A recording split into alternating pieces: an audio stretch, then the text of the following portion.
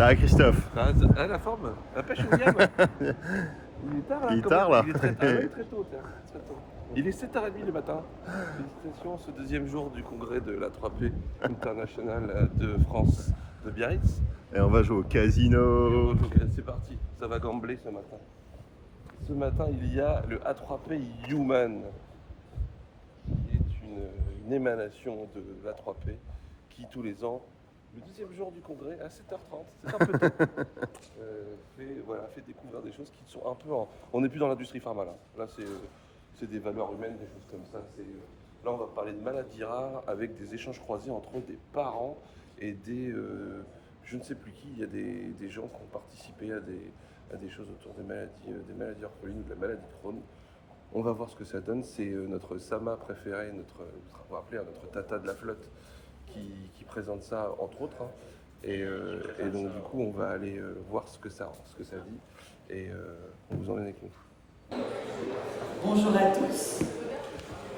Merci, vraiment sincèrement, merci de vous être levés super tôt pour assister à ce magnifique lever de soleil que nous allons avoir certainement derrière nous ce matin.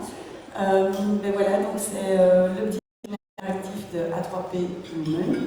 Comme vous le savez, ça fait la 5e ou 6e année que nous terminons cette expérience, qui est un moment un petit peu en dehors du congrès. Donc on sait pourquoi on est tous là aujourd'hui et durant les 3 jours du congrès, mais cette petite parenthèse-ci, elle est un petit peu différente. L'objectif ici, c'est vraiment de mettre l'humain au centre, de mettre en lumière des projets, des initiatives personnelles, scientifiques, d'ONG, d'associations, de fondations, qui nous parlent parce que ce sont nos valeurs, parce que ce sont des objectifs communs, parce que ce sont des rencontres de la vie et qu'on croit vraiment que certaines rencontres de la vie font des opportunités qui font des chemins professionnels, sociaux, humains intéressants. Voilà, oui. Donc ça, c'est la slide de bienvenue. J'ai besoin de toi. Moi aussi, voilà, on est tous interconnectés, mais j'aime pas ce mot, mais en relation les uns avec les autres. Et alors aujourd'hui, le thème que nous avons choisi, c'est un thème un peu spécial. Et le fil conducteur, je vais essayer de vous l'expliquer. Le fil conducteur, c'est le patient. Après, je vais vous présenter mes chers amis ici autour de moi, mais je vais vous expliquer, j'aimerais d'abord vous expliquer le fil conducteur et puis vous présenter le panel que j'ai ici derrière moi. Donc le fil conducteur de cette année, c'est de dire, voilà, on va partir du patient. Le patient, nous, on est tous ici, en fait, notre objectif, même de business professionnel, que vous soyez fabricant, fournisseur, c'est le patient, c'est améliorer la vie du patient à travers la fabrication de médicaments de grande qualité. D'accord? Donc ça, c'est notre business. Et donc, tout part du patient. Le patient, en fait, il a un environnement, son environnement proche d'abord, ses parents, sa famille, et puis un environnement qui s'élargit avec des associations de patients, qui jouent un rôle dans cet environnement de patients, que ce soit social, juridique, de communication, médical, mais aussi de recherche, de développement. Et ça va parfois bien au-delà avec la mise en place de fondations, de l'environnement proche de patients qui s'investissent dans la recherche et qui s'investissent tellement qu'ils trouvent, qu'ils développent. Et le cycle continue avec des chemins professionnels pour délivrer des nouveaux soins, des nouveaux médicaments, des nouvelles opportunités de soigner des patients. Et dans ce cadre-ci, on va parler de maladies rares, comme vous le savez. Et puis en fait, pour terminer la boucle, c'est de dire en fait, on est tous patients, parce que on peut être patient un jour ou l'autre, mais on peut aussi, en étant une personne en bonne santé et avoir la chance de ne souffrir d'aucune maladie, on va voir comment nous aussi on peut apporter en tant qu'humain notre contribution aux soins des patients. Et donc pour faire ce cycle-là, du patient au patient, eh bien, donc j'ai la grande chance d'avoir à mes côtés Sama, que beaucoup d'entre vous connaissent, qui est administratrice à la 3P depuis pas mal d'années, qui va nous parler de l'environnement proche, donc elle va parler en tant que maman. Puis nous avons Irina, qui est coordinatrice de l'AFA. L'AFA, elle va nous expliquer ce que c'est, mais en 2 mots, c'est l'association de patients des maladies de Crohn et de Miki. Et puis nous avons Romain et Ludivine, Ludwig Verbogen et, attention mesdames et messieurs, je vais essayer de le dire correctement, Romain Alderweireld. Donc ce n'est pas le fameux joueur de foot belge, c'est encore mieux, et vous allez voir dans quelques instants. Donc Romain et Ludivine sont les parents d'Aurélien et ils vont nous expliquer le chemin de parents, tous les deux juristes de formation, devenus chercheurs scientifiques, plus qu'actifs dans les recherches de traitements innovants. Et pour nous expliquer tout ça, on a également Maxime travaille chez Air Liquide dans le domaine des biobanques et il va nous apporter son regard plus scientifique justement aussi sur ce qu'est une biobanque. Et puis voilà, et donc je vais donner la parole tout de suite à Salma qui va nous faire cette introduction. J'ai pas besoin. Donc, une dernière chose, si vous souhaitez un café, donc c'est un petit déjeuner interactif, on est cool et détendu, vous vous levez, vous allez chercher un café, vous revenez. Si vous souhaitez intervenir, vous levez la main. L'idée c'est un partage. Voilà, donc n'hésitez pas. Merci. J'ai pas besoin. Pas besoin. Aujourd'hui, je ne vais pas utiliser de slide. Je ne vais pas vous parler de traitement d'eau. Ça sera pour plus tard. Je ne vais pas parler environnement non plus, ça sera pour demain. Donc aujourd'hui, je suis là plutôt en tant que maman, effectivement, et je voulais d'abord remercier Anne d'avoir accepté la proposition de parler de ces maladies rares en lien avec un sujet qui était déjà un peu travaillé. Donc je vais vous parler plutôt d'une expérience personnelle qui a démarré avec ma fille Inès il y a 2 ans et qui a présenté un soir d'été en août 2020 des symptômes d'une gastro-entérite. Quelque chose d'assez banal, si ce n'est que cette gastro-entérite présentait quand même une fréquence de diarrhée vraiment très forte et des douleurs anormalement atroces. Ça a duré 3-4 jours. On essaye d'utiliser les moyens d'automédication spécifiques pour ce genre de situation et ça ne passe pas. Donc on décide de l'emmener chez le médecin traitant, jusque-là circuit plutôt classique. Le médecin nous propose de continuer clairement les antidiarrhéiques classiques encore une fois et en insistant un petit peu nous demande de faire une coproculture. Été 2020, les laboratoires d'analyse sont pris d'assaut par les tests Covid. Et donc, pas possibilité de faire cette copro. Retour à la maison. Et là, on constate du sang dans les selles. Du sang de manière abondante. Donc, on se retrouve en urgence pédiatrique qui continue en final à dire la même chose, c'est une gastro, il faut faire une copro pour identifier le parasite et puis voilà, rentrer chez vous. Bon. C'est effectivement pas quelque chose qu'on peut accepter en tant que maman pour son enfant, donc après avoir assisté, on l'admet en hôpital pédiatrique pour l'hydrater et faire donc ces coprocultures et chercher ce germe qui finalement ne vient pas parce qu'on a cherché pendant 10 jours. En milieu hospitalier, on fait des prises de sang et des analyses de sel pour trouver un parasite qu'on ne trouve pas. Et au bout de 10 jours, donc perte de poids bien entendu, diarrhée hémorragique très intense. Quand je dis perte de poids, c'est 8 kilos en 1 semaine. Et au bout d'une dizaine de jours, effectivement, on vient nous annoncer que ma fille est atteinte du RCH, rectocolite hémorragique, très précisément. Et que, en gros, c'est une maladie qui se manifeste par des poussées. Des poussées, donc là, on venait d'assister à une poussée de RCH, très bien.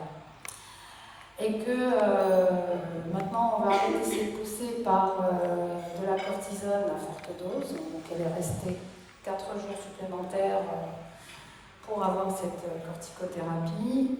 Les saignements bien entendu se sont arrêtés et ensuite on vous dit très bien, vous rentrez chez vous et on vous donne un tas de documents et vous revenez dans un mois pour voir un gastro-entérologue. et l'histoire est terminée. En tout cas pour l'hôpital. Donc commence quelque part un travail déjà d'essayer de comprendre qu'est-ce que c'est qu'une rectocolite hémorragique, qu'est-ce que c'est que cette poussée, comment peut-on l'éviter, comment ça se passe, enfin, un tas de questions qui font qu'on n'arrive même plus à savoir qu'est-ce qui nous arrive. On apprend petit à petit que c'est une maladie chronique, donc une maladie incurable. On la traite par des médicaments qui vont plutôt attaquer le système immunitaire pour faire en sorte que la maladie s'endorme. C'est comme ça qu'on nous l'explique. Et qu'en réalité, on réalise que finalement, c'est une maladie qui n'est pas traitée. Même si on prend des médicaments, ce n'est pas pour traiter la maladie, c'est pour gérer les symptômes. Et ça s'arrête là. La cause, c'est des prédispositions génétiques, un état de stress et l'environnement. Voilà l'explication du corps médical aujourd'hui en ce qui concerne la rectocolite hémorragique, et j'apprends que ça rentre dans le cadre d'un ensemble de maladies inflammatoires chroniques de l'intestin qu'on appelle les MICI. Et aujourd'hui, en fait, ce qui s'est passé, c'est qu'il a fallu d'abord digérer l'information, ensuite commencer à la traiter. Et c'est pour ça qu'aujourd'hui, je souhaite vraiment dire un grand merci à l'association AFA, qui nous a tous, dans la famille, aussi bien ma fille que les parents, qui nous a sauvés de cette incompréhension. Donc, heureusement, il y a Monsieur Google qui est là, qui fait qu'à un moment donné, on croise le site de l'AFA sur Internet, et en fouillant un petit peu, on a un numéro de téléphone. Après avoir déjà parcouru un ensemble de documentation qui est formidable, on apprend énormément de choses, et je pense qu'aujourd'hui, entre un gastro-entérologue et les parents, en tout cas comme moi, d'enfants atteints de cette maladie, je pense qu'on en sait un petit peu, on est un petit peu au même niveau de connaissance. Grâce justement à toute cette documentation, et ensuite, pour aller plus loin, et c'est là où, comme disait Anne, l'aspect juridique également est très important, et l'AFA nous a également beaucoup aidé pour comprendre comment gérer justement toute la partie administrative, l'aspect psychologique également. Il y a une cellule d'écoute, moi, qui m'a beaucoup aidée. Vous appelez, enfin j'ai appelé une première fois, il y a un numéro de téléphone sur Internet, j'appelle, je tombe sur une personne qui m'a prise pendant 2 heures au téléphone. Et ça, c'est inestimable. Lorsqu'on se sent vraiment seul, lorsqu'on ne sait pas exactement ce que c'est, qu'est-ce qui nous attend. Ma fille avait 17 ans à l'époque, donc l'année du bac, enfin voilà, on se pose énormément de questions et on ne comprend pas. Et on se rend compte que finalement, on n'est pas si seul que ça. Mais il faut intégrer ce circuit en fait pour vraiment le comprendre. Et l'AFA prend par la main, quelque part, aussi bien les patients que leurs proches, et adapte le discours, adapte les moyens et les outils en fonction des besoins de chacun. Et ça, j'ai trouvé ça vraiment formidable. Et donc je voulais vraiment aujourd'hui mettre la lumière sur cette association pour la faire connaître. Et ça fera, je pense, le lien aussi avec les sujets qui vont suivre derrière. Voilà, Irina.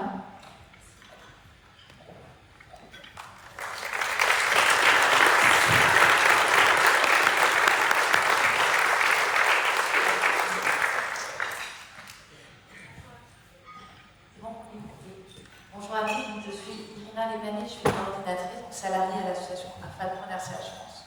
Donc l'association France au petit.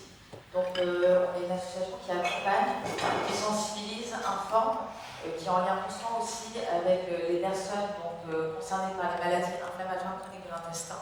Donc la maladie de Crohn et la rectocolite hémorragique, RCH. Donc on est en lien avec les malades, les proches, comme ça marche, et aussi les professionnels de santé, ou tous les acteurs qu'on peut avoir dans la recherche, dans les institutions médicales. Donc la FET est une association de patients. Elle a été créée en 82 par Janine Le Petit, qui était la mère de François Petit, qui avait à l'époque une maladie de Crohn, qui est mort d'un cancer. À l'époque, l'association était vraiment tournée sur la recherche, puisqu'il y avait vraiment, on était sur l'urgence, trouver des traitements. L'association a évolué au fur et à mesure des années, du temps, mais surtout des besoins des patients, puisque aujourd'hui on a un certain nombre de traitements. Une bonne partie des patients sont stabilisés, même si la maladie est toujours là, hein, et on ne guérit pas de ces deux maladies, mais en tout cas, il y a un quotidien meilleur avec ces traitements. Donc c'est vrai que l'association s'est ensuite un peu a évolué sur l'accompagnement au quotidien, puisque c'est des maladies qui restent encore très taboues. On parle des parties digestives, hein, donc ça touche l'estime de soi, tout ce qui est vie affective, ça a aussi beaucoup de répercussions sur la vie sociale, sur la vie professionnelle, sur les études aussi pour les jeunes, puisque c'est une maladie qui touche de plus en plus de jeunes, d'enfants, ce qui est nouveau, ce qui n'était pas le cas en 82. On a maintenant 20% des cas en pédiatrie, ce qui est quand même assez important. Un pic de diagnostic entre 15 et 35 ans. Et un cas diagnostiqué toutes les heures, en sachant qu'on observe cette maladie surtout dans les pays occidentaux, ou dans les zones, on va dire, avec un mode de vie à l'occidental, comme le Maghreb, où les maladies sont assez présentes. Donc c'est vrai qu'il n'y a pas de fact, en tout cas il n'y a pas de cause identifiée réellement. Il peut y avoir une prédisposition génétique, mais il y a vraiment un questionnement sur les facteurs environnementaux, le mode de vie, puisqu'on cible vraiment des parties précises de la population mondiale. Par rapport à la FAD, on est présent sur tout le territoire en France. On s'adresse aussi aux autres pays francophones. Le but, c'est vraiment de pouvoir apporter de l'information, d'être présent un maximum pour les gens qui en ont besoin. Donc, malades, proches et professionnels de santé. On existe grâce aux bénévoles.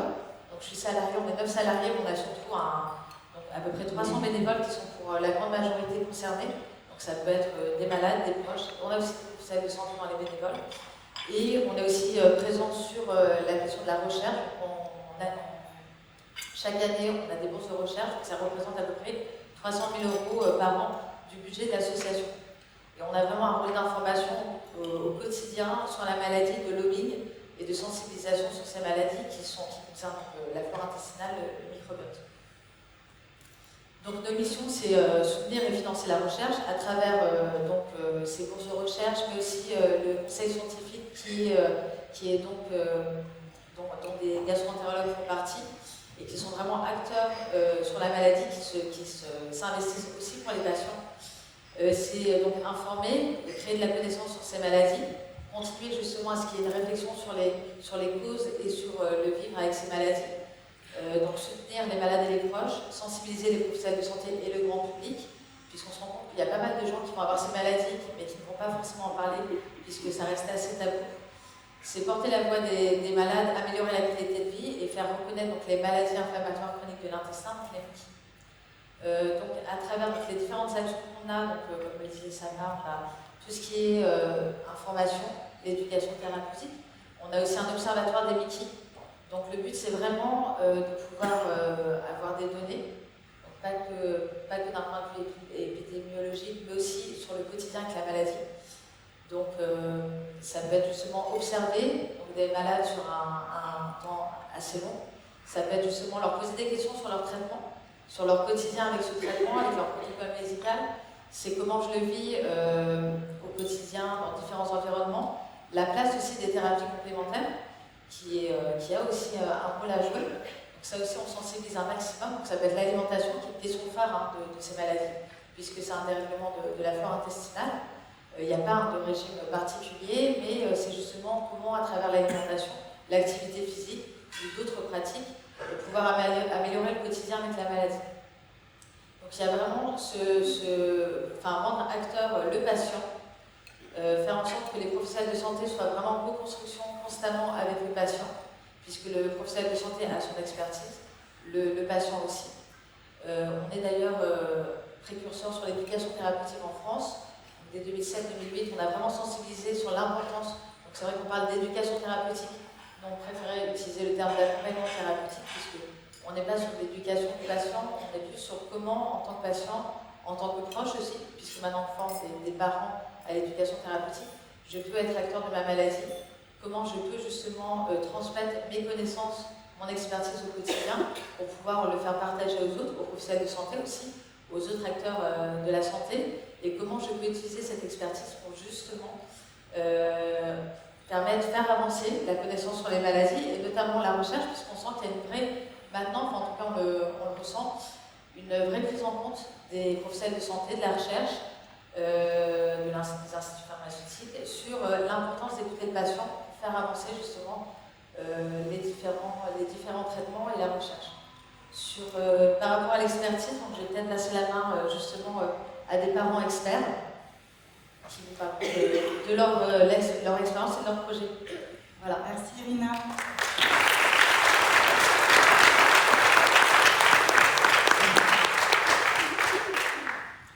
Bonjour à tous, merci de votre accueil, merci de vous être levés tôt, vous venez nous écouter. Donc, comme elle l'a très bien expliqué, mon nom est Divine, je suis l'épouse de Romain et je suis venue de Belgique. Vous parlez de notre fondation, la Fondation Sans un Génome, que nous avons créée en 2017 suite à la naissance de notre fils. Donc voilà, c'est le petit dessin de François Morel que je voudrais remercier au passage parce qu'il nous a fait des très bons dessins pour illustrer ce qu'on fait. Donc merci beaucoup François. Donc, nous avons reçu le diagnostic de notre fils Aurélien qui a un syndrome de Marfan. Je vais expliquer tout de suite et je voudrais expliquer aussi, comme Sarah l'a très bien fait, que nous avons aussi bénéficié du soutien des associations de patients, tant belges que françaises d'ailleurs. C'est magnifiquement accueilli en France depuis le début, au moment du diagnostic de notre fils. Et ça, en effet, c'est inestimable parce que nous, on avait 2 filles en pleine santé, on était complètement perdus, on ne comprenait pas du tout ce qui arrivait à notre enfant et on a vraiment trouvé des gens pour nous aiguiller, pour nous parler, pour nous donner des conseils pratiques, etc. Donc, notre fils est né en septembre 2015, Aurélien, et très tôt, il est apparu qu'il présentait des signes d'une anomalie des tissus conjonctifs. Donc, nous avons eu une odyssée diagnostique qui a duré plus ou moins 11 mois, au terme de laquelle on a eu un diagnostic génétique qui confirmait qu'il était atteint d'une mutation spontanée, vous savez qu'il n'y en avait pas dans la famille avant, du syndrome de Marfan. Alors, le syndrome de Marfan, qu'est-ce que c'est ? C'est une maladie rare multisystémique, c'est-à-dire qu'elle atteint plusieurs systèmes du corps. En fait, c'est une anomalie des tissus conjonctifs. Les tissus conjonctifs, on en a un peu partout dans notre corps, en fait. On en a dans les yeux, on en a dans les articulations, on en a dans les vaisseaux sanguins. Et donc, nous, médicalement, on doit vraiment surveiller beaucoup de choses chez notre fils. On doit aller chez l'ophtalmologue, on doit surveiller son appareil musculo-squelettique, il est hyperlaxe, donc il doit faire du sport, etc. pour bien se muscler. Et alors surtout, tous les 3 mois, on va contrôler son cœur. Parce que comme il y a des tissus conjonctifs dans les vaisseaux sanguins, l'aorte qui se prend toute la poussée du sang dans tout le corps s'élargit avec le temps et avec le risque mortel à un moment donné de faire une dissection aortique. C'est ça qu'on va surveiller très régulièrement et sans doute l'opérer d'ici quelques années. Alors nous, face à... Ah oui, alors ce que je voudrais dire aussi, c'est que donc, le diagnostic génétique a révélé une mutation sur les gènes FBN1, donc c'est fibrilline 1, c'est le nom c'est un peu comme du collagène, si vous voulez, c'est sur la fibrilline, c'est cette protéine qui ne produit pas comme vous et moi. Et cette mutation se trouvait entre les gènes 24 à 32, alors, sur les exons 24 à 32. Et donc, c'était significatif en fait d'une forme sévère du syndrome de Marfan. Donc, on appelle ça une forme à déclenchement rapide, c'est-à-dire qu'il y a des signes dès les premières années de vie. Et donc, face à ça, Romain et moi, nous sommes juristes, nous ne connaissions absolument rien, nous ne savions même pas ce que c'était les tissus conjonctifs, et donc on était tout à fait perdus. Alors, dans notre malheur, nous avons rencontré le professeur Guillaume Smith, qui est le responsable du service génétique de l'hôpital Erasme de Marseille, qui nous a annoncé le diagnostic d'Aurélien et qui nous a pris aussi pendant 2 heures de consultation parce que nous avions des milliers de questions. On avait aussi été voir sur Google pour essayer de comprendre, etc. Et il nous a expliqué qu'il y avait à l'heure actuelle une véritable révolution technologique, c'est-à-dire que grâce au séquençage génomique.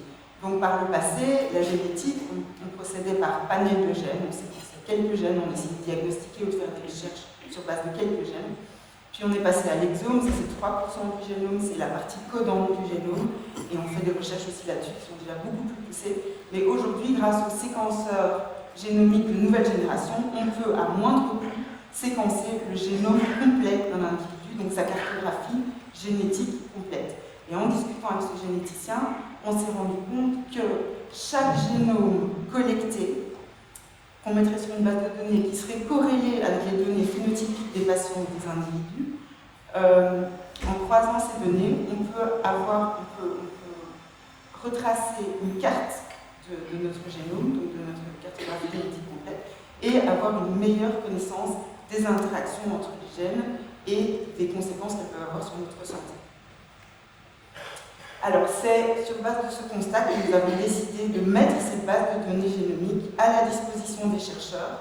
Dans un premier temps, les chercheurs spécialisés sur le syndrome de Marfan. Donc ici, vous voyez tous les... Comment j'ai été chercher cette base de données?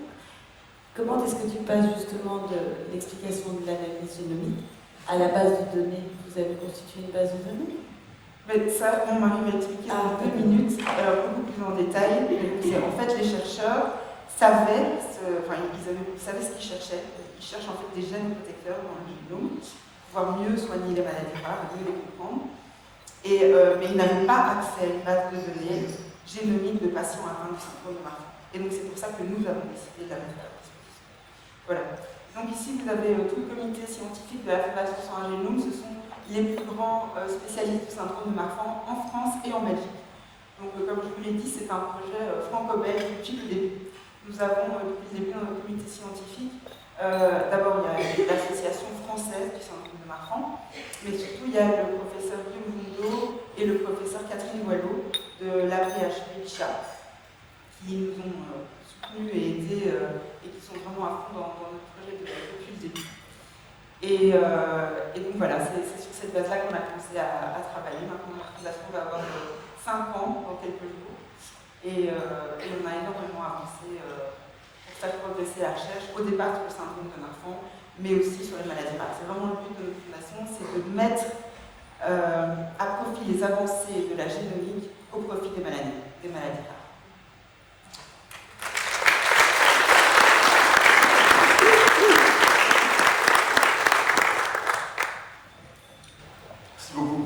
Merci à tous de votre écoute, de votre bienveillance. C'est pas un sujet facile, c'est très personnel.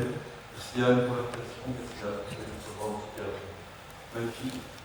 Comme on l'a dit, évidemment, on est juriste. Moi, je suis avocat spécialisé en droit de la concurrence, en secteur de télécommunication. Aujourd'hui, avec notre histoire, qui peut sauter vers le pharma. On m'entend? Oui. Et donc voilà. Et donc, ici, ce que la expliqué, c'est qu'au moment où on reçoit ce diagnostic aurélien de cette mutation spontanée sur le gène FBN1, dans cette zone très spécifique du gène FBN1 qui concerne les exons 24 à 32, cette annonce est corrélée avec l'annonce d'un pronostic vital de 16 ans. Il avait 11 ans. Et donc là, c'était un choc terrible. J'étais au bureau, je l'ai appris au bureau, j'ai été couché par terre. Là, mes collaborateurs sont en train de dire qu'est-ce qui se passe? Donc là, 16 mois. Et on m'a dit, attends, Romain, tu passes ta vie à détruire les statistiques dans les télécoms, tu ne vas pas te laisser abattre par cette statistique-là. Je dis, vous avez raison. J'ai relevé, pris la souris, et j'ai commencé à chercher. Alors, j'ai eu effectivement la chance, avec Ludivine, on a beaucoup travaillé avec ce professeur Guillaume Smith, qui nous a donné accès à l'entièreté des questions qu'on avait, des articles qu'on cherchait, qui nous permettait d'y accéder. Et dans ce cadre-là, je suis tombé sur une recherche assez passionnante, qui s'appelle le Resilience Project. C'est un projet dans lequel un groupe a décidé de réanalyser 600 génomes d'exos, collectés dans des cadres variés, de personnes en bonne santé qui ont atteint l'âge adulte. Et en réanalysant cette cohorte, ils ont identifié 13 individus, 13 personnes viables, en bonne santé, à l'âge adulte, qui arborent des mutations pathogéniques, caractérisées comme étant à l'origine de maladies rares, qui se déclenchent dans la petite enfance et qui ne permettent pas aux individus de vivre. On a donc 13 personnes, parmi ces 600 personnes, qui ont en elles quelque chose qui compense, qui les protège d'une mutation délétère qui va mettre un terme à leur vie, très tôt dans leur vie. Alors là, j'ai vu ça, je prenais la règle, qu'est-ce que c'est que cette histoire, de quoi on parle?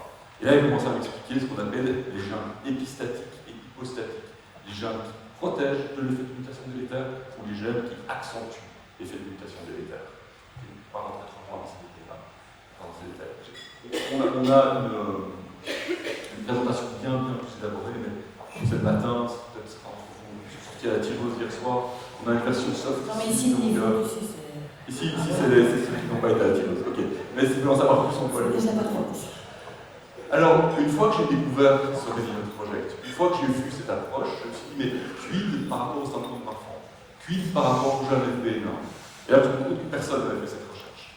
Alors, j'ai moi-même passé des week-ends entiers, des nuits entières, à croiser deux bases de données. Une base de données qui s'appelle UMD-FBN1, qui est une base de données qui recense toutes les mutations pathogènes connues sur le gène FBN1, c'est-à-dire toutes les mutations qui ont été considérées comme étant à l'origine des diagnostics de Marfan posés chez les individus. Et une autre base de données qui est extraordinaire, qui s'appelle Gnomadé, qui est un outil qui est hébergé par le Code Institute, qui rassemble les génomes de milliers, aujourd'hui je crois qu'il y a plus de 300 000 individus, en bonne santé, et les met à disposition de la recherche. Et donc j'ai croisé les informations de ces deux bases de données. Et j'ai trouvé un point d'intersection. J'ai trouvé une centaine d'individus qui arboraient des mutations FBN1, considérées comme étant pathogènes. Je suis retourné vers Guillaume, il me montre des synthétèques, machin. Vérifie encore dans cette fameuse zone des exons 24 à 32, la zone qui concerne Aurélien, la zone de Starbucks, c'est très faible. Et là, j'ai retrouvé 24 individus. Donc il y avait vraiment une zone d'intérêt. Là-dessus, Guillaume dit, alors là, ça devient vraiment intéressant. Ça vaudrait la peine d'avoir une base de données génomiques de patients atteints du syndrome de Marfan pour être capable d'essayer de comprendre la variabilité des atteintes et essayer d'identifier un gène protecteur. Alors là, on a écrit un white paper, on a expliqué ces démarches, on a pris notre bâton de pèlerin, on a été voir tous les scientifiques impliqués dans la protection du syndrome d'enfant.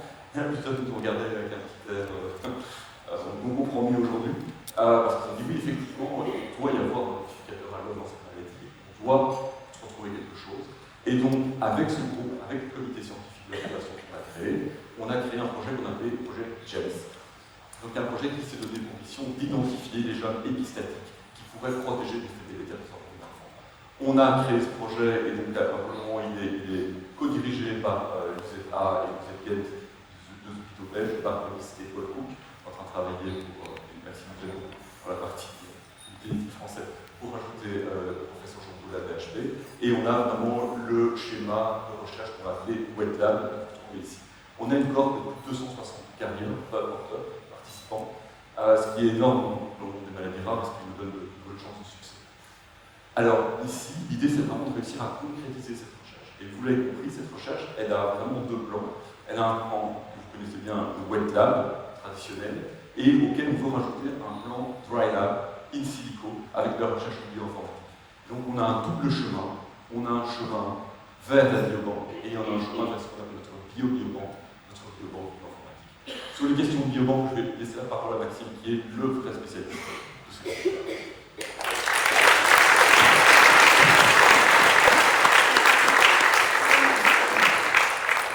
Bonjour à tous, merci à tous de m'avoir accepté de présenter très rapidement ce que c'est une biobanque, parce que je sais que lorsqu'on a commencé à préparer la petite présentation de ce matin, on se posait la question qu'est-ce qu'une biobanque?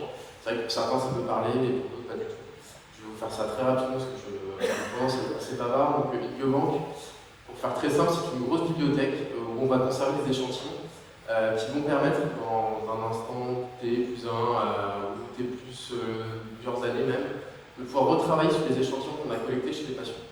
Et pourquoi on utilise des grosses cohortes comme l'a présenté Romain, c'est qu'à l'instant où les patients ont été prélevés, on n'a pas forcément une connaissance bien aboutie sur les recherches qu'on souhaite effectuer sur des pathologies en question. Et donc on va collecter des échantillons biologiques et on va devoir les conserver pour pouvoir les utiliser a posteriori. Et donc pour l'utilisation a posteriori, il faut que les échantillons soient très bien conservés. C'est pour ça qu'on utilise des biobanques. Comme son nom l'indique, il y a des petites banques, on va stocker les échantillons biologiques avec des notions de traçabilité, parce qu'il faut forcément retrouver les échantillons dans nos congélateurs ou dans nos cubes. Donc là, vous voyez, on va vous montrer une photo qui un petit peu résume un peu nos activités. Donc là, on va envoyer une tube d'azote. Donc on va stocker les échantillons à moins 196 degrés. Donc on est sur des températures ultra intrabasse, qui permettent de figer tous les process biologiques et éviter aussi tous les process liés à la dégradation, par exemple, si on parle sur la conservation de l'ADN, éviter tout ce qui est dégradation d'ARN et d'ADN qui permettent après d'altérer la qualité de l'échantillon biologique et qui vont ensuite créer des biais si on souhaite réutiliser les échantillons à posteriori, comme je vous l'ai dit tout à l'heure. Et donc les échantillons vont être stockés dans des enceintes froides. Donc là vous voyez une cuve en azote, mais ça peut être des congélateurs par exemple. Pour l'étude sur le projet James, on va stocker les échantillons d'ADN dans des congélateurs en froid mécanique, donc à moins 80 degrés, et qui vont être utilisés à posteriori lorsque les équipes de recherche qui travaillent sur le projet James souhaitent utiliser ces échantillons dans le cadre d'analyse génomique ou d'extraction pour effectuer des tests par exemple. Ils vont nous demander, auprès de la biobanque, on veut utiliser tel cryotube de tel patient qui a été inclus dans cette cohorte, et on va ensuite mettre à disposition l'échantillon pour l'équipe de recherche. Et donc, qui dit biobanque, forcément dit traçabilité, parce que l'objectif aussi, tout à l'heure, c'est d'assurer la qualité de l'échantillon biologique lors de sa conservation. Et donc, ce qui implique des surveillances assez poussées avec des systèmes de management qui nous permettent vraiment d'assurer la bonne gestion de l'échantillon, la bonne traçabilité, comme je vous l'ai dit, mais surtout la température. Parce que ce qu'il faut, c'est éviter que l'échantillon, les remontées de température, qui créent finalement des biais et de l'altération des qualités. Et donc, toutes nos enceintes sont surveillées 24 heures sur 24, 7 jours sur 7. Et on a des équipes qui sont tout le temps en astreinte, par exemple, s'il y a un problème sur le cul, un problème sur un congélateur, qui permettent d'intervenir en urgence sur ces biens qui sont quand même ultra précieux, parce que là on est sur des pathologies extrêmement rares, donc avec des cohortes de patients qui sont quand même assez rares et assez réduites. Et donc ce qui nécessite vraiment une surveillance assez continue et très importante des échantillons qui nous sont confiés. Je vais peut-être laisser la main à Romain, mais en tout cas pour vous dire que voilà, nous on intervient sur cette partie banking qui est finalement un maillon de toute la chaîne qu'on a commencé à présenter, parce que finalement ce qu'il ne faut pas oublier c'est que l'échantillon biologique au départ provient d'un patient, et donc il y a aussi cette notion éthique et réglementaire qui est vraiment ultra importante dans notre métier du banking. On ne collecte pas, on n'est pas des savants fous ou des chercheurs fous qui collectons des échantillons et se dire peut-être que ça servira un jour. En tout cas, il y a des réflexions assez éthiques, assez poussées par rapport à nos collections. Et ce qui vraiment nécessite tout ce qui est information, consentement, lié à nos projets de recherche, même sur la partie recueil d'échantillons biologiques. Vous avez peut-être tous connu, lorsque vous rentrez dans un profil hospitalier ou dans une prise en charge hospitalière, de signer des notes d'information, des propositions, des consentements. Pourquoi? Pour de la recherche scientifique, mais aussi pour la collecte d'échantillons biologiques. Donc c'est un peu dans ce cadre-là aussi que lorsqu'il y a collecte d'échantillons biologiques, c'est stocké dans des demandes. C'est de faire comprendre aussi un petit peu pourquoi vous signez aussi autant de papiers lorsque vous rentrez à l'hôpital ou autre. C'est aussi pour vous expliquer qu'il y a des échantillons biologiques qui sont constitués et conservés dans le cadre de votre prise en charge, et derrière, il y a la technologie autre, et surtout dans la recherche.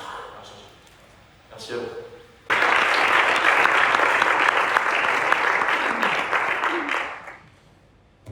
Alors, oui. Donc, avec la Fondation, on a donc ouvert notre propre biobanque et on a reçu tous les agréments nécessaires en Belgique de la FEPS. Donc, on est très fiers d'être une des rares associations de patients qui dispose de sa propre biobanque dans laquelle on stocke effectivement les échantillons d'ADN collectés. Alors, c'est la partie ici, la partie bio-informatique, la partie de notre bio-biobanque. Nous sommes partis de la lecture de ce livre, qui s'appelle Genomics in the Cloud, qui a été écrit par Geraldine van der Waara. Geraldine van der Waara est une chercheuse du Broad Institute, qui est un institut qui a été créé par le MIT et Harvard. Et Geraldine van der Waara, elle est belge et elle a mon âge.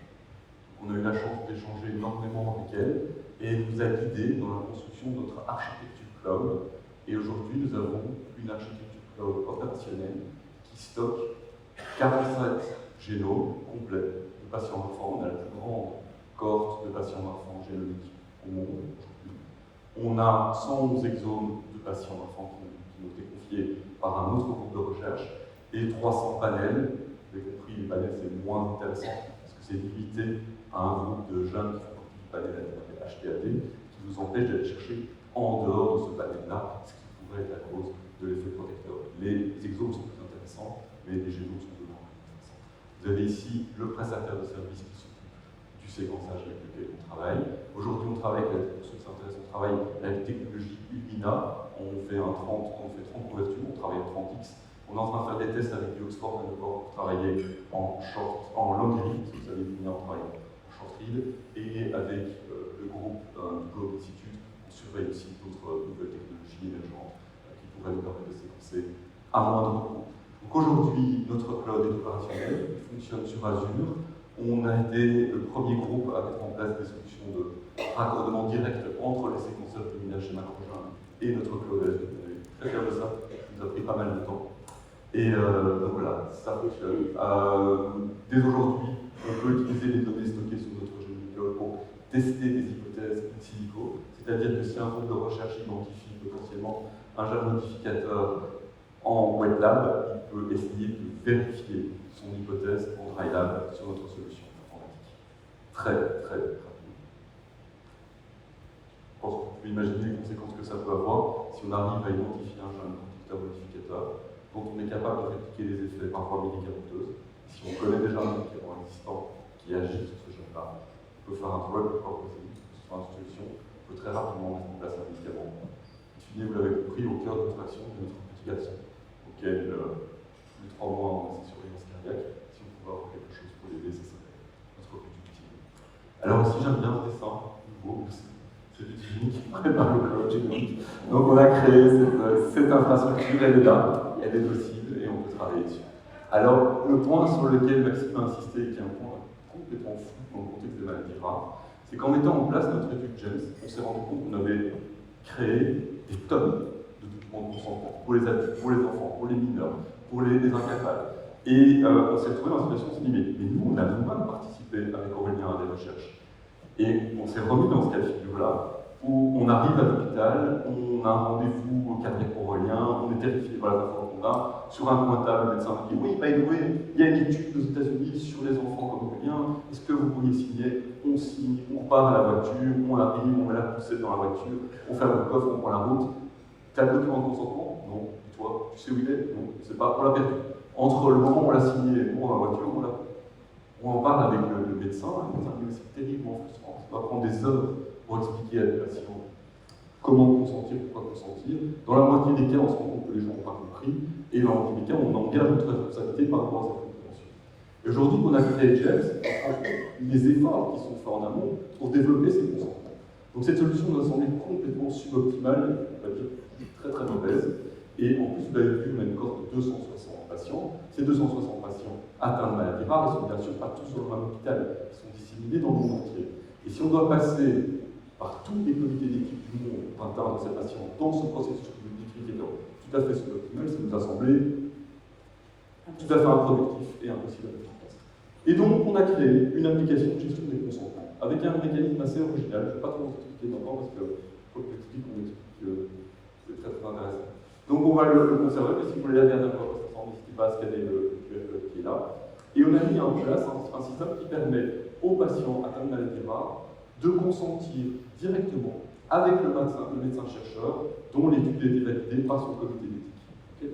Et on vérifie aussi, c'est le point au cœur de notre système, on vérifie que le consentement est vraiment éclairé et que le patient a une vraie connaissance de ce à quoi il s'engage et comprend que rejoindre une étude, ce n'est pas quelque chose d'anodin. Okay. C'est un mécanisme dont on est assez fier. Ici, j'aime beaucoup ce dessin.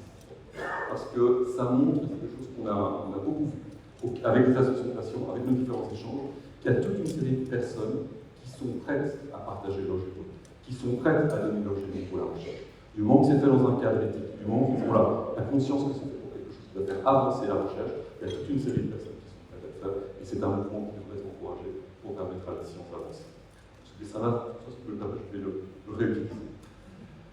Alors, ce qui s'est passé, c'est qu'en faisant nos différentes présentations, un peu comme ici, à l'issue de ces présentations, on a été contacté par une famille belge qui a une petite fille qui a une maladie similaire à cette INS. Mais elle n'a pas déclenché depuis son adolescence, elle a déclenché vers 4 ans.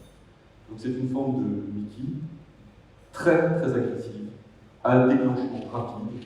Et la seule manière de calmer ces crises, c'est de lui donner des médicaments dont on sait qu'ils risquent de provoquer des cancers.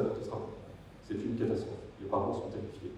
Et les parents sont tombés sur une recherche du groupe Imagine de Nadine Serben-Soussan, qui va exactement dans le même sens que celui qu'on fait dans le cas de James, à la recherche de modificateurs protecteurs, dont les effets pourraient être répliqués pour appliquer les bons médicaments à ces petites malades.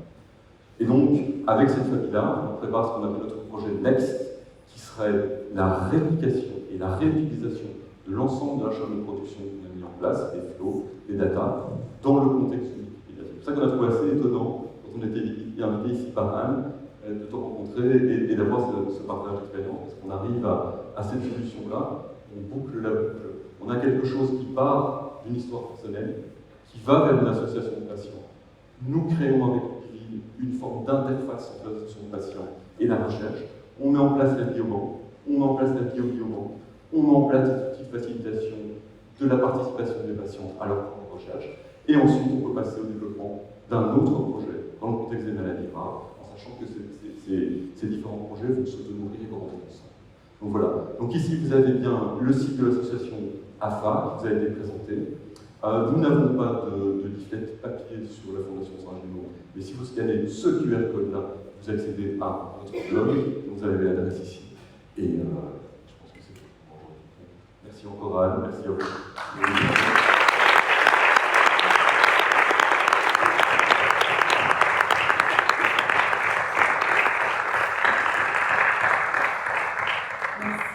Merci à vous tous pour ces témoignages. Aussi nous apporter une lumière différente, parce que c'est vrai que, comme je l'ai dit en introduction, on est fournisseur, on est fabricant de médicaments, et d'avoir cet axe-là, c'est un axe un petit peu différent, vous en conviendrez avec moi, de nos métiers, mais je pense qu'il fait tellement de sens, parce que c'est vers ça qu'on veut aller, c'est l'objectif même de notre travail. Donc maintenant, c'est le moment difficile pour vous. Vous allez nous poser des questions. Et donc, je voudrais savoir si vous avez des réactions, si vous avez des questions, s'il y a des choses qui vous ont interloqué, ou un témoignage que vous pourriez partager en toute simplicité avec nous, avec l'audience que j'ai ici, des questions spécifiques. Je pense qu'il y a un micro, tu t'en occupes? C'est magnifique.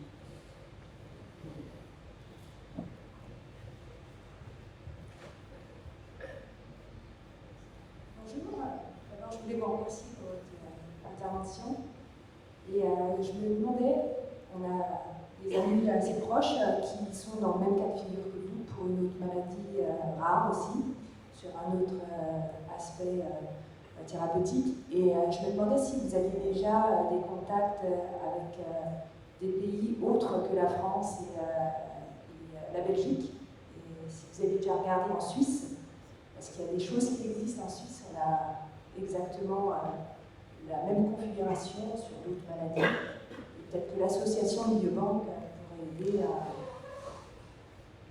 faire une extension de données et aboutir peut-être à un résultat qui pourrait satisfaire plusieurs domaines thérapeutiques.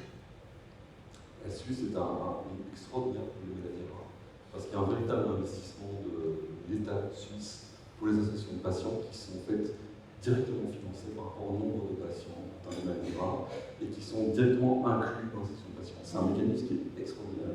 Je suis assez proche du président de l'association suisse pour plein de raisons. Voilà, une histoire personnelle qui est très proche de notre rencontre. Carlo. Et donc, oui, on est en contact avec la Suisse dans le contexte de cette maladie-là. Et on est aussi en contact avec une fondation très particulière en Suisse qui s'appelle la fondation Suisse-Germanophone, qui s'appelle la Fondation pour les personnes atteintes de maladies rares, et qui fait quelque chose de très similaire à ce que fait la Fondation Saint-Gémeaux, c'est-à-dire qu'elle séquence immédiatement le génome, et dans une autre perspective. C'est principalement une perspective diagnostique.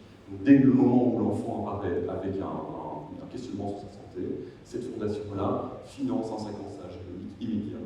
L'accès à ces données génomiques pour la recherche est beaucoup moins évident, ce qui est dommage, parce que la donnée est là, et il est potentiellement mais on est tout à fait en contact avec eux, et c'est des contacts assez étroits. Donc oui, la Suisse c'est un pays très intéressant. Ce qu'on n'a pas trop expliqué, parce que voilà, on est impliqué dans toute une série de projets européens. On fait partie des représentants On a la Belgique pour le projet One Million Plus Genome Project, qui est un projet européen qui a comme ambition de mettre en place une base de données génomique du même type que la nôtre, qui devrait rassembler plus d'1 million de génomes européens. Pour la fin 2022, spoiler alert, ça n'arrivera pas. Ils ont beaucoup moins de génomes que nous aujourd'hui. Mais leur idée, c'est pas vraiment d'avoir une seule base de données génomique. Aujourd'hui, ils ont un petit peu changé l'approche. C'est d'avoir un réseau, un peu comme les biobanques, un réseau interconnecté de biobanques. Et là, ça fera beaucoup plus de sens et nous serons ravis de pouvoir être un des deux de ce réseau-là. Donc on a cette dimension européenne-là, et aussi il y a quelque chose qui s'appelle les European Reference Network, les ERN. On est très très fort impliqués dans le développement des ERN, et voilà, après ça répond à votre question. Merci.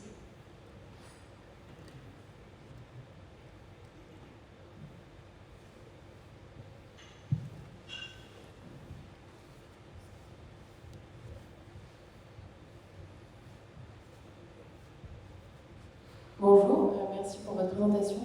Je me demandais, par rapport à tout ce que vous semblez mettre en place aujourd'hui et qui paraît extrêmement chronophage, comment est-ce que vous orchestrez votre vie professionnelle et à la fois personnelle également? Je peux dire que j'ai 2 plein temps et mon temps libre, je le passe à l'hôpital. Mais c'est pas complètement. Voilà, on a 3 enfants aussi. Moi, je suis à mi-temps dans mon cadre, et à mi-temps sur la fondation, et puis je les enfants comme je peux. Ils sont très débrouillards, on s'en occupe pas beaucoup. Non, c'est pas vrai. Non, c'est pas vrai. Mais il y a toute une série de synergies qui sont apparues aussi. Et donc, oui, voilà, des synergies qui sont apparues entre les 2 activités professionnelles. Et moi qui connais Romain Divine parce que ce sont mes amis, il y a aussi un truc extraordinaire, c'est que ça a décuplé une force physique, je ne vais pas pleurer, mais vous savez, je suis très émotive, une force physique incroyable, et donc en fait, ils étaient déjà géniaux, mais se surpasser comme ça, en gérant effectivement, est-ce qu'il faut continuer à gagner sa vie, il faut s'occuper des grandes filles qui vont très bien, qui évoluent, qui deviennent adolescentes, qui ont des petits copains, qu'il faut les conduire, sur les pyjamas, ou enfin comme on a tous nos enfants.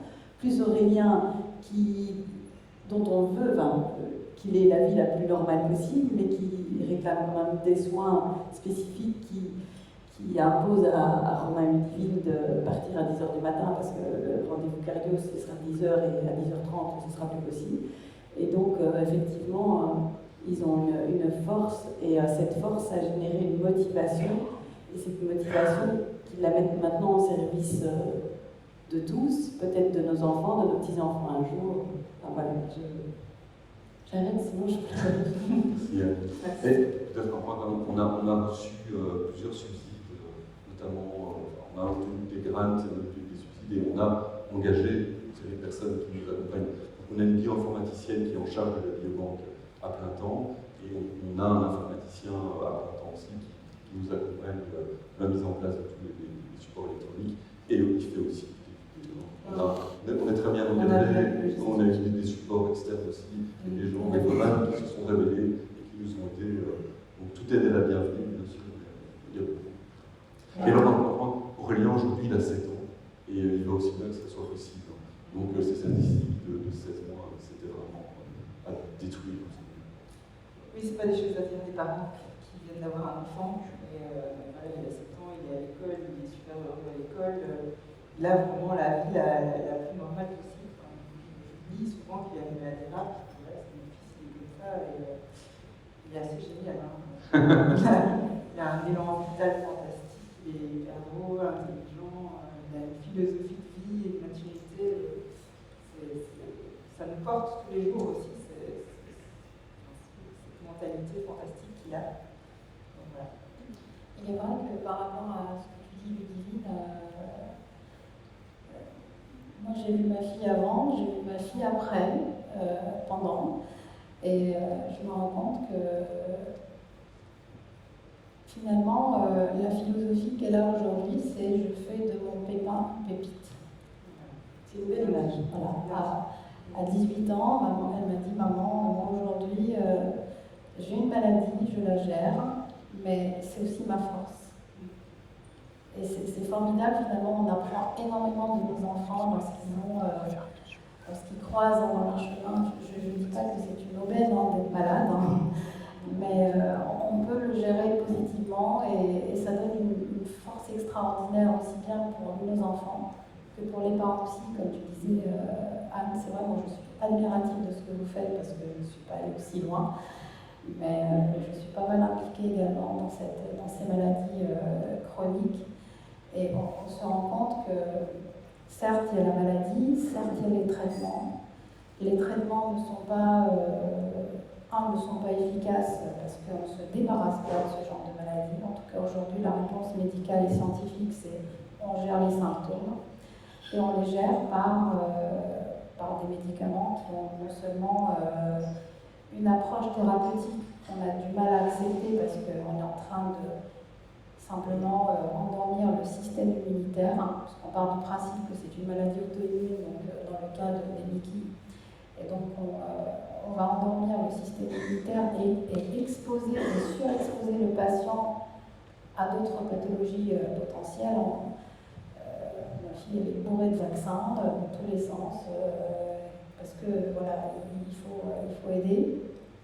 Et ensuite, des effets secondaires assez importants, risque de cancer, tout simplement. Alors, quand on démarre un traitement à longue durée à l'âge de 17 ans, la probabilité de développer un cancer à des âges assez jeunes est très probable, hein, est très importante. Mais faire avancer la recherche, en parler aujourd'hui, je pense que c'est très important parce que non seulement ce sont des maladies rares, mais il faut faire en sorte qu'on en parle le plus possible pour que la recherche s'y intéresse, pour que la recherche y mette les moyens. On sait très bien qu'au bout d'un moment, que ce soit la recherche ou l'industrie au sens large de la santé, dépend d'un business model. Et lorsqu'on a des maladies rares comme ça, avec des cas qui sont heureusement rares, mais en même temps, il faut traiter ces maladies parce que derrière, il y a des histoires personnelles, des histoires de famille. On est tous émus aujourd'hui parce qu'on délivre une partie de notre intimité. Mais les associations, c'est pareil, font un travail formidable pour soutenir les patients, non seulement sur la partie scientifique, mais la partie psychologique. Surtout lorsqu'on pose le diagnostic, c'est le vide, en fait. C'est le vide. Il n'y a pas d'explication, il n'y a pas de perspective. Et quand c'est son enfant, je pense que c'est le pire qui puisse arriver. Donc, il y a cet instinct de survie qui se met en place et qui nous donne une énergie de fou pour avancer. Ce que tu disais, c'est la chose qui revient souvent pour ce genre de maladie chronique où on ne guérit pas, c'est pourquoi je prends un médicament qui ne me guérit pas. C'est vrai que ça paraît logique, hein. C'est pourquoi je vais utiliser ces traitements. Et c'est vrai que, alors nous, le but des associations de patients, hein, c'est pas c'est aussi de sensibiliser sur l'importance des traitements. On n'est pas là pour leur dire de prendre un traitement pour remplacer le professionnel de santé, mais de les aider à, ils sont acteurs de leur maladie, de faire la balance entre je prends mon traitement, je ne le prends pas, je vais avoir des effets indésirables parce qu'ils sont là. Quand les gens nous appellent, souvent, par rapport à ce que tu dis, c'est qu'on a des gens qui ont peur de prendre leur traitement, qui sont en rupture de traitement parce qu'on n'a pas pris le temps de leur expliquer pourquoi ils prennent ce traitement, pourquoi cette molécule. Il y a un peu ce principe où le patient, c'est pas la peine de lui expliquer parce qu'il ne comprendra pas. Et c'est dommage parce que je pense que ça a vraiment un impact sur le vécu avec la maladie, mais aussi sur la prise de traitement, sur le protocole médical. Et c'est pour ça que c'est vraiment, la communication, c'est vraiment la base. Il y a aussi la crainte des patients, des malades de poser des questions. Et c'est comme ça aussi qu'on va faire avancer les choses, en travaillant main à main, patient et professionnel de santé, de se dire aussi qu'en tant que professionnel de santé, je peux apprendre du patient, parce que comme on peut le voir, les experts, les proches aussi. Dans les proches aussi, il ne faut pas oublier aussi les frères et sœurs. Nous, on organise des séjours où on invite toute la fratrie, parce que les frères et sœurs, ils vivent la maladie au quotidien aussi. Et c'est vraiment important de prendre en compte l'environnement du malade et dans sa complexité et de se dire qu'il est presque au même, pour moi, au même niveau que le gastroentérologue, le professionnel de santé ou même un chercheur. Ouais, c'est très important ce qu'Irina vient de dire maintenant. Une des premières choses que le généticien qui a diagnostiqué notre fils nous a dit, c'est vous allez devenir les spécialistes de la maladie de votre enfant, vous allez même la connaître mieux que certains médecins. Et en fait, c'est vrai que nous, on voit notre fils évoluer au jour le jour, on voit ce qui lui convient, on voit ce qu'il aime, on voit les effets secondaires, certains médicaments, etc. Et je pense que c'est fondamental qu'il y ait ce dialogue entre les patients et les médecins, entre les patients et les chercheurs, pour justement faire progresser la médecine et la recherche. Parce que nous avons une connaissance de la maladie pour la vivre au jour le jour. J'aimerais dire aussi, souvent, quand on fait ces présentations, prendre l'interaction typique de celle qu'on a eu maintenant. C'est-à-dire qu'il y a toujours quelqu'un qui va dire ah oui, mais moi dans ma famille, il y a aussi quelqu'un qui est malade. J'ai un proche qui est aussi malade. Et on s'est rendu compte, c'est rien, la maladie rare. Et on s'est rendu compte, la maladie rare, est-ce que c'est si rare que ça? Les maladies rares individuelles sont rares. Mais la somme de ces maladies rares, ça touche tout le monde. Et quand on compte les maladies rares, on les compte toujours par la personne affectée. Et on vient de le dire ici, c'est des externalités. C'est pas la personne affectée, c'est la personne affectée, son papa, sa maman, ses frères, ses soeurs, les grands-parents. C'est exponentiel, les maladies rares. Les maladies rares, ça touche plein de gens en réalité. Et ça bouleverse leur quotidien. Ça change la capacité de travail dont on parlait tout à l'heure. Ça a un impact très très fort, pas simplement sur la personne atteinte. Et alors, ce qui va avec ça, c'est ceci. C'est que les personnes atteintes de maladies rares, elles ont énormément à nous apprendre à nous, en tant qu'être humain, sur comment est-ce qu'on réagit par rapport à une personne plus faible. Qu'est-ce qu'on va faire? Comment on va se bouger? Il n'y a pas de bonne ou mauvaise réaction, mais elles nous apprennent quelque chose sur nous-mêmes. Mais aussi d'un point de vue scientifique. Ces personnes atteintes de maladies rares, qui ont des particularités, on prend l'angle génomique. Il y a l'angle environnemental, il y a toute une série d'autres choses. Et nous, on prend l'angle génomique. Du point de vue génomique, ils ont une particularité, ils ont un message qui nous transmet, qui nous explique mieux, qui nous permet de mieux comprendre à nous, comment fonctionne ce génome qu'on partage à 99,9%. Et ça nous permet de mieux. Il y a un exemple qui est terrible, c'est les médicaments qu'aujourd'hui les gens prennent pour prévenir le cholestérol. La majorité de la population mondiale prend ces médicaments qui ont été développés, découverts dans le contexte d'une maladie rare.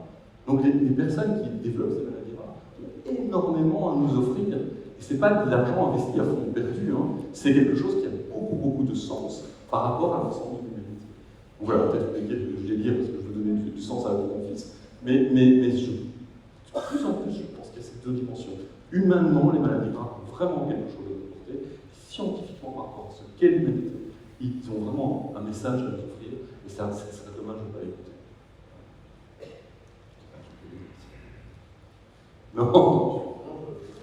Il y a aussi cette notion de corps et d'esprit qu'il ne faut pas oublier, on en parlait tout à l'heure, là je repasse sur mon volet un peu éthique, ma formation est éthicien aussi. Il ne faut oublier que là on parle de la prise en charge aussi, de la pathologie, la prise en charge thérapeutique pure et dure, on va dire, mais il ne faut pas oublier effectivement la notion d'esprit, de l'accompagnement, parce que les deux ne sont pas séparés. Il faut travailler sur ces deux sujets. Et donc la prise en charge aussi du patient, là on parlait de la famille, donc effectivement il y a toute la famille qui est qui doit être prise en charge, mais aussi la notion d'accompagnement psychologique du patient, que ce soit le patient mais aussi ses proches, qui est nécessaire parce que si on parlait de la force d'Aurélien, qui je pense donne aussi une force à vous, mais lui aussi en termes de maturité, il a compris vu son âge, il était atteint d'une pathologie rare, on parlait de ta fille aussi, une notion de maturité, je pense qu'il y a beaucoup de choses aussi à apprendre sur ce point. Et donc ne pas le négliger, parce que c'est forcément des choses qui doivent être en lien et non distinctes. Moi, ce que je voulais compléter sur cette partie aussi. Maxime, sur ces aspects-là, aujourd'hui, on se rend compte que la médecine apporte beaucoup de réponses. Par contre, ça reste très cloisonné, surtout lorsqu'on développe des syndromes, comme dans le cas de ma fille, je ne l'ai pas dit dans la présentation, mais à développer des syndromes qu'on appelle extra-digestifs. Aujourd'hui, elle a une spondylarthrite ankylosante. Donc, il y a le gastro-entérologue, il y a le rhumato, plus effectivement le diététicien, même si on nous dit il faut manger, de toute façon ça n'a rien à voir avec l'alimentation, il faut manger ce qu'il faut, autrement on peut développer des carences. Et ce qui manque encore aujourd'hui, surtout dans les cas de ces maladies qui sont finalement pas si rares que ça, Il n'y a pas une approche holistique en fait du patient. Et on est, en tant que proche, on fait un peu l'assistant médical aussi, à gérer les rendez-vous, à gérer les dossiers, faire le lien. D'ailleurs, sa spondylarthrite ankylosante, en fait, à force de chercher, c'est moi qui suis partie avec le diagnostic chez un rhumato pour le faire confirmer. Et on se rend compte aujourd'hui que la médecine travaille de manière un peu par silo, par spécialité, et les interactions restent malheureusement encore pas suffisamment solides. On a des outils maintenant pour aller vers. C'est ce qu'on met en avant maintenant, c'est la médecine personnalisée. Maintenant, on a un le numérique qui a tout changé. Nous, on a développé une application MultiConnect qui a eu le prix gagnant en 2018, qui est d'ailleurs accessible aux professionnels de santé. Et le but, c'est vraiment de, selon le profil, donc ça va être pour les patients proches, professionnels de santé, avoir un contenu personnalisé. Maintenant, on a aussi des outils comme MultiConnect ou d'autres qui permettent de faire des consultations, de pouvoir justement. Et c'est vrai que maintenant, il y a quand même toujours ce problème de coordination, quelquefois, entre les différents acteurs dans le domaine de la santé, alors qu'il y a vraiment tous les outils maintenant qui permettent de vraiment adapter le suivi, la progression de vie avec la maladie d'un point de vue médical, mais aussi d'un point de vue vie quotidienne, et grâce au numérique et à différents outils développés.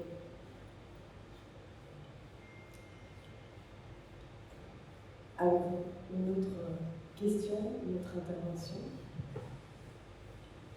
Ici.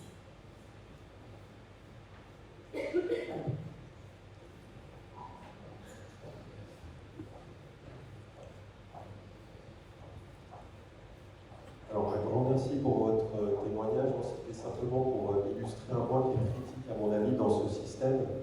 Et c'est en lien avec l'atelier qu'on va faire, c'est pas pour ça que je l'amène. C'est par rapport à l'émotion, vous disiez, en tant que pour l'enfant qui vit sa maladie, pour ses parents, et ainsi de suite. Ce que font les associations, notamment en aidant déjà la parole, en aidant à exprimer toutes ces émotions anxiogènes, ça les enlève en fait. Et puis on met à la place quelque chose qui est de l'ordre de l'espoir, on construit, ce que vous avez fait, c'est effectivement très inspirant, toute une suite de processus qui vont faire que, au lieu d'envoyer des émotions négatives à l'enfant, parce que je ne comprends pas ce qui m'arrive, parce qu'on me dit que, de toute façon, dans quelques mois, là, notamment, vu son âge, il ne pouvait pas le comprendre, forcément, ça entraîne un état dans le corps qui va tirer vers le bas, à l'inverse. Si on amène de l'espérance, si on teste des choses, si on construit quelque chose, ça amène l'émotion positive et ça va augmenter l'espérance de vie. Ce qui a un impact énorme entre ce qu'on ressent et notre état physique. Et ça rejoint ce que vous disiez sur la vision globale et systémique. Effectivement, notre médecine a tendance à aller trop sur le symptôme et oublier qu'on a un être humain. Un être humain, c'est quoi? C'est des atomes. Les atomes, c'est quoi? C'est de l'énergie. Et l'émotion, c'est justement une forme d'énergie qui existe dans notre corps. Et donc, si on injecte de l'énergie positive, c'est très très logique. Ça va avoir un impact. C'est magnifique l'image que vous avez employée. En fait, vous êtes des constructeurs d'espoir. Moi, je pense que ça peut s'applaudir. Merci. Tout à fait.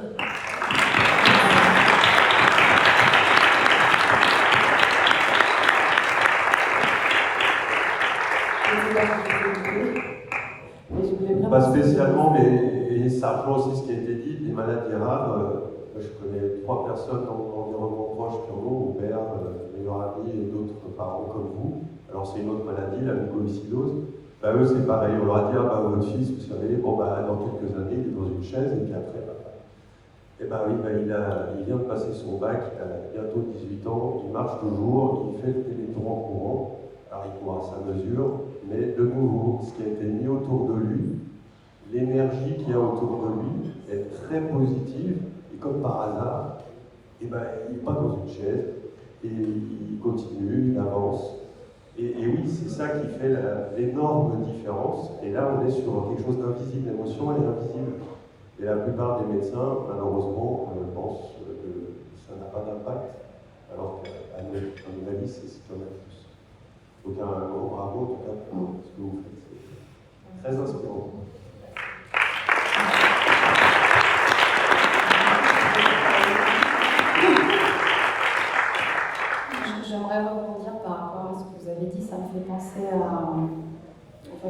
voilà, quand on est scientifique cartésien, on a du mal à envisager ce genre de mécanisme. Mais c'est vrai qu'encore une fois, dans le cadre de ma fille, je me suis pas mal documentée sur tout ce qui est naturopathie, où finalement, c'est contrairement à la médecine allopathique, c'est une médecine de santé et non pas forcément une médecine de maladie. Et on se rend compte, lorsqu'on s'intéresse de plus près à cette médecine parallèle, ce qu'on appelle comme on veut, qu'il s'appuie essentiellement sur le pouvoir d'auto-guérison. Je ne dis pas qu'il faut aller vers ça, bien entendu. Encore une fois, j'ai une construction d'esprit un peu trop cartésienne pour y croire à 100%. Je ne demande pas à ma fille d'arrêter ses anti-TNF pour prendre des fleurs de framboisier. Mais je pense qu'il y a une alchimie à explorer entre effectivement la science et quelque part faire en sorte que le corps puisse également s'exprimer par lui-même et l'aider, le booster justement avec des énergies positives pour aller vers un résultat peut-être plus facilement, plus rapidement ou avec moins de chimie aussi pour que la guérison soit la plus saine possible. Alors juste je me permets ça, c'est aussi dans le discours, vous avez senti au départ, même la façon dont on met en avant certaines solutions. Nous, on a l'exemple on a des personnes qui peuvent être stomisées, donc qui ont des stomies digestives, des poches. Et c'est vrai que souvent c'est présenté comme un échec. Donc le chirurgien, le gastro-entérologue va présenter la stomie comme on n'a pas d'autre solution, donc on va vous stomiser. Alors que nous, au final, on a des retours, que ce soit des bénévoles, des personnes qui nous appellent, que la stomie a permis d'améliorer leur vie, leur quotidien. Et au final, justement, au lieu de présenter l'aspect de manière positive, ça va vous permettre de vivre autrement, même si ça ne règle pas tout. Et avec justement un aspect positif, notre représentation, on vit mieux que quand justement on dit aux patients, je ne sais pas quoi faire, donc je vous mets une poche digestive qui est vraiment difficile à accepter, c'est quand même très compliqué. Et ça, c'est vraiment important. On n'a pas des solutions pour tout, il y a des maladies où on n'a pas de solution. Mais en tout cas, la façon de présenter les choses, d'être justement dans un discours où on est dans l'action, dans le positif, on va essayer de faire bouger les choses. De toute façon, c'est comme ça qu'on a avancé aussi dans la recherche. C'est comme ça qu'à la fois aussi, ça a permis d'avoir des nouveaux traitements. C'est parce qu'il y a une mère de famille qui a décidé justement de se mobiliser, comme vous le faites, pour justement faire avancer les choses. Bien, sur ces magnifiques paroles, je voudrais tous vous remercier parce que voilà, c'était vraiment important et je suis très fière de vous avoir dit.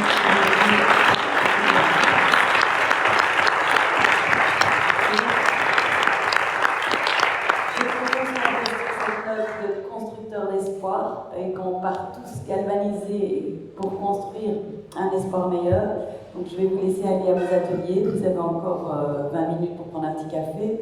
Nous on reste là, on peut encore discuter et puis vous diriger vers vos ateliers qui démarrent à 9h30. Et voilà. Merci grandement à tous les deux.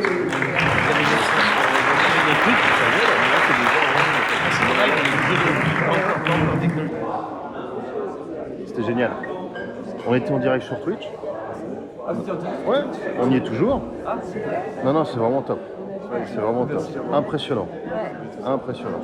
On repartagera la conférence, ouais. On disait le live, on va le repartager sur les réseaux pour que les gens qui n'ont pas eu l'occasion d'être là puissent le revoir en replay. Ah génial, j'espère que j'ai pas dit trop de bêtises alors.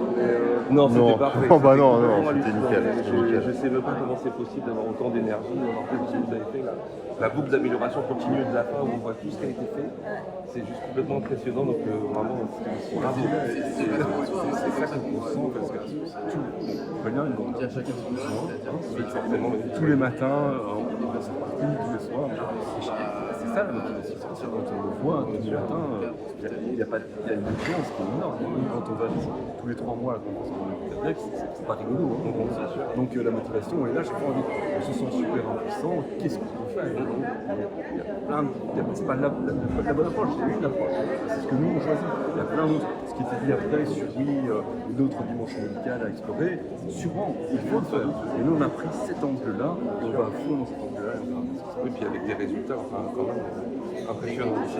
Merci beaucoup. Vraiment bravo. Et ce développement, cette maladie, C'est de Smithsonian.